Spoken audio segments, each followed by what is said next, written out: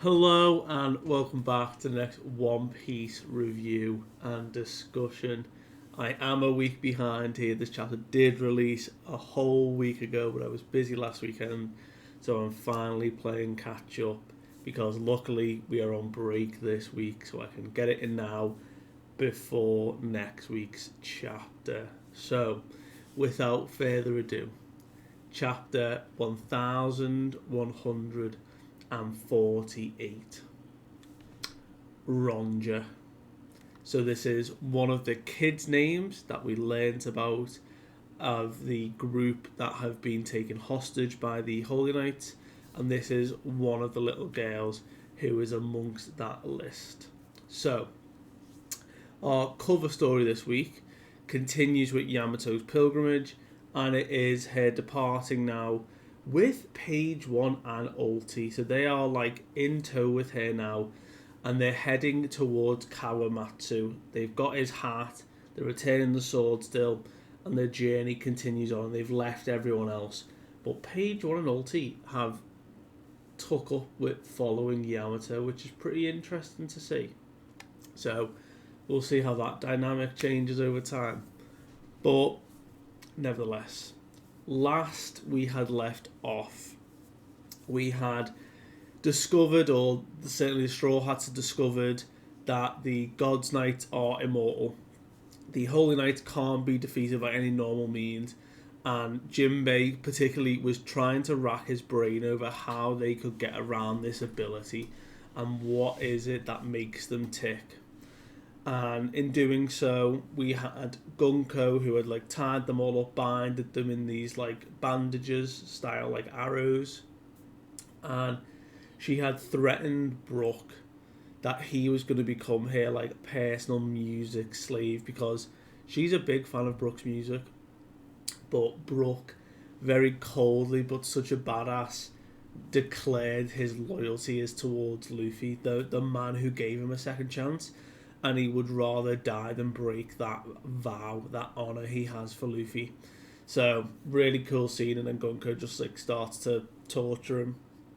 But while that is happening, we had Summer and Killingham set up the transponder snails, the teleportation snail, and begin to broadcast to the whole of Elbaph. We saw like new villages, we saw like a huntsman and like a craftsman village.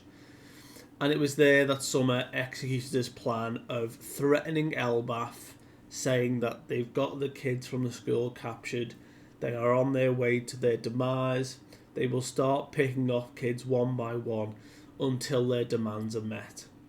So a pretty crazy ultimatum, just kind of throwing it out there to just kind of use kids as hostages. But the God's Knights aren't here to mess around. Their objective is to get the Giants on their side by any means necessary. They're just making a game out of it. So with that in mind, we did have the kids angle where they're no longer asleep, so they're outside of Kiringham's sort of perception of his ability, maybe, or there was just a time limit to how long people are asleep for, because he even says, oh, they'll be waking up soon. They're still following Gunko's arrow. So another ability of Gunko's, supposedly it seems, is she can dictate the path that someone is walking, or at least control the body's movement along the path of an arrow. And we see it again this chapter. But really, really crazy to see how versatile that fruit is. On the flip side, the rest of Kiringham's Devil Fruit, the Awakened Nightmares, we saw absolutely demolishing the giant pirates because they were the wives. Because obviously the kids feared their mums, the mums came to life in these nightmare forms, and even the dads, the giants, were like, we ain't messing with our wives, you know, we're done here, we're toast. So that was kind of a funny one. But the chapter ended with Summer declaring that one child would die until his demand was met. And with Jarul being the oldest and being the elder here, he has the sort of final say, I guess. And he says, you are to burn down all of your libraries and schools and declare your allegiance to be like are slaves. Like, you're going to work under the world government. And if you don't, then the kids are going to die. So, in that declaration, we ended with Gaban and Robin furious, ready to act because of what he's just declared here. And we're going to see something pretty crazy. So, we pick up with the kids and we see a little girl getting directed away from the main line of kids who are walking in single file. And this is indeed Ronja. And she is being directed along an arrow, and she seems happy as Lara. She's like, oh, no, something's weird, but I'll be fine, don't worry about it. Like, she seems like dead happy. And she's being walked directly off the branch where the kids are. And I don't think the kids have carried on walking. I think they're here to just watch at this point. But Gunko is obviously nearby saying, right, first kids in place, Summer, ready to plummet when you say. And he does something really twisted. He's like, oh, why don't we patch the kid's voice in to our comms so that they can hear her talking. So he gives a 30-second countdown to Jarul, saying, right, 30 seconds, give the order to your school teachers to burn down everything and I'll free the kid. But if you don't, then she gets pushed to her death, she dies, she plummets, and it's really dark. Like, she'll fall to the underworld because obviously they're in the sun realm right now. So all the giants are furious, everyone's in a absolutely sort of manic moment now of like, they're just kids, like, why are they doing this to prove a point? This preposterous game that they've concocted, like, are we really going to bend the knee in this way? And we can see Robin is obviously furious still, and she's like, I can't hold back the emotions that are running through me right now. Chopper's trying to calm her down, and she's like, no, like, I've got to do something here because I'm too angry at this point. So obviously the remaining Straw Hats are nearby, but they're all bandaged up, they're all trying to figure out their way, trying to decide what it is that they can do, calling out the God's Knights for using kids as hostages, and they're like, we don't care about insects again, like, they're just beneath us, like, who cares? So we see Ripley, Frankie, and now the giant warrior pirates who had obviously crashed but have now gathered again. They've said they're going to split into two groups. So one are going to deal with the monsters, and the other one are coming for the kids now who are like being captured. So they pick up their weapons, they head off in the ships that are around, and they've splintered, and they're heading towards Branch 8 where this is occurring along that main strip. So Summer repeats himself. He's like, look, let me just clarify though, all of the books, everything in your school, not a single thing can be removed. I want everything burned down. Like, I want to see it torched. Your culture, your history, I want to see it all burn. And as he's saying this, Robin emerges from obviously where Saul was and just completely sort of annihilates Summer with this massive slap. And he goes tumbling, and Jinbei's like very quick to respond. He's like, look, we still don't know what sets these guys off here. They're immortal. Be careful. And she's like, I'm very aware of it. I'm going to give it a go. And we see a little like sneaky Chopper moment where he's like got like a little sneak bubble as he's like trapped in Saul's like beard. But we see our quintessential clutch moment from Robin as he sort of clocks that it's Robin who's here now, and she breaks his neck, pulls his arms back at the same motion. Massive crack happens, and everyone's like, we heard a crack, like, it's gotta happen.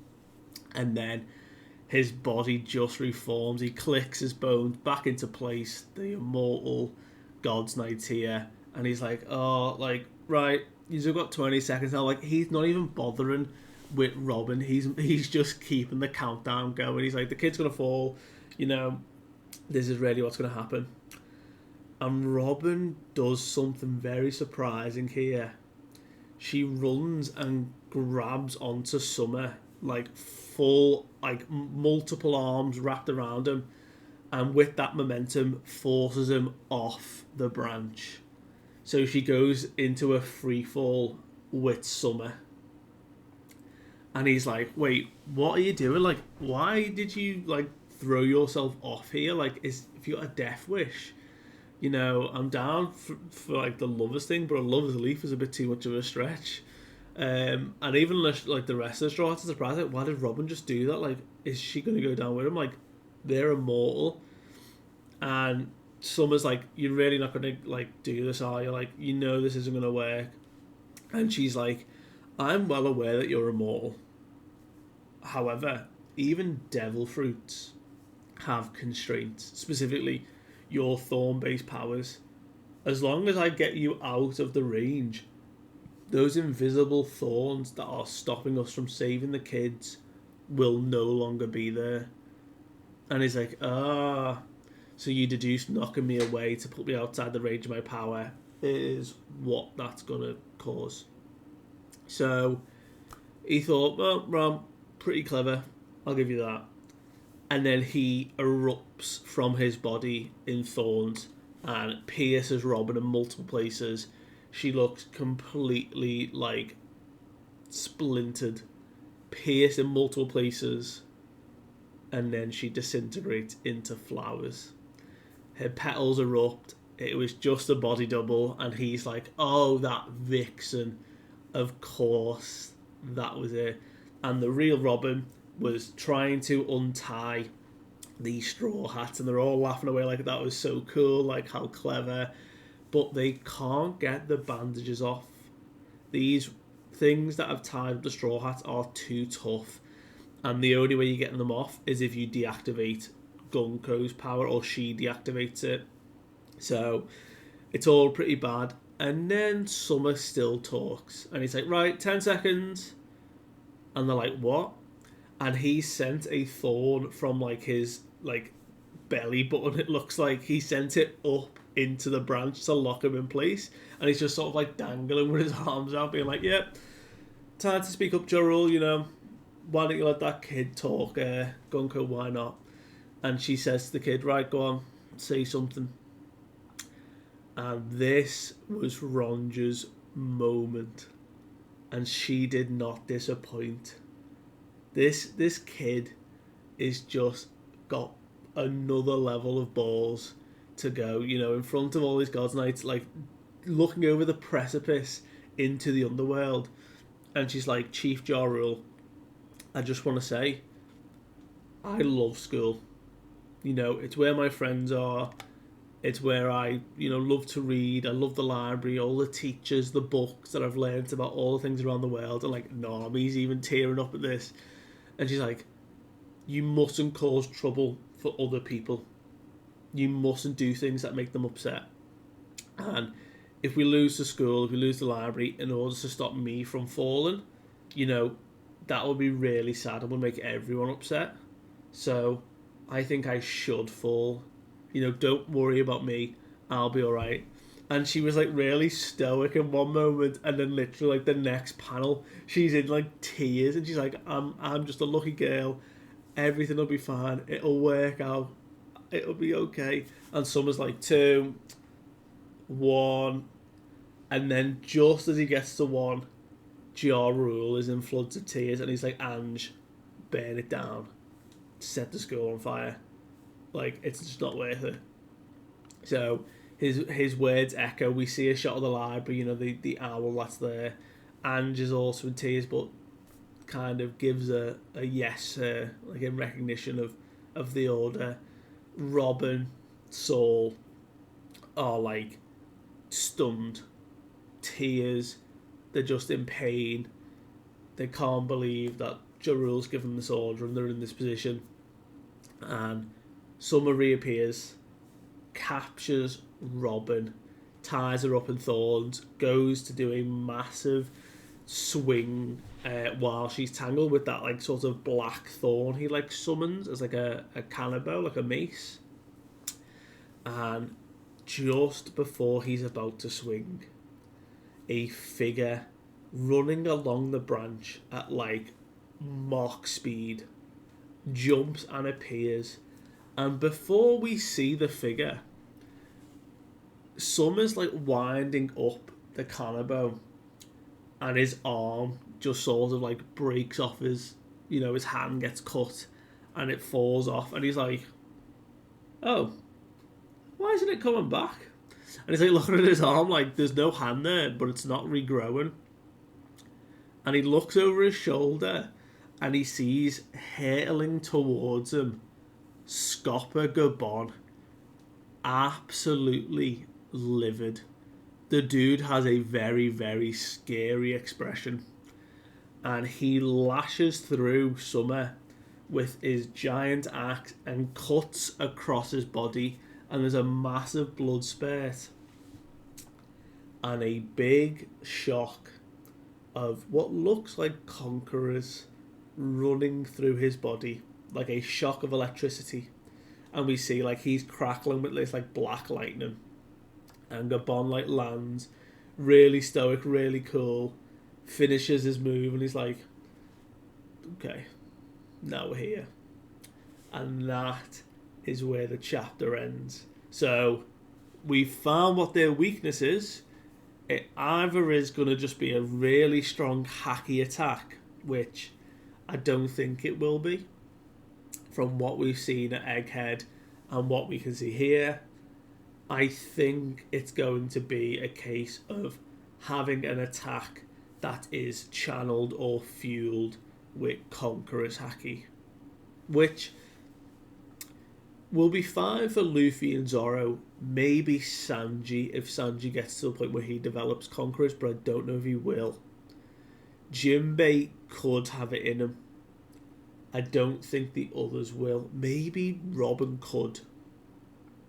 It could be something in this emotional state now where, what she's trying to protect and what she's doing is going to fuel that awakening. However, it looks like Gaban is displaying very clearly what disrupts their healing ability, and it's the sheer willpower of the Conqueror's Haki, or something strong enough to cut through their healing factor enough that it damages them. Because we saw Joy Boy's Haki explode and it splintered the demon forms, it sent all the Gorosei back to Marishwa. This looks to be the case in the same, where a really strong Haki attack has damaged a Holy Knight. So it's certainly going to be interesting to see who gets involved here now, what Gaban's going to do. Summer seems very, very scared. He's frightened, he's lost an arm, he's got a big cut across his chest. I think this is going to be interesting to see what happens. But we're going to find out next week, because I've timed this very well. So thank you so much for watching. I do appreciate it. Let me know what you thought of this chapter, and I will see you guys next time. Bye.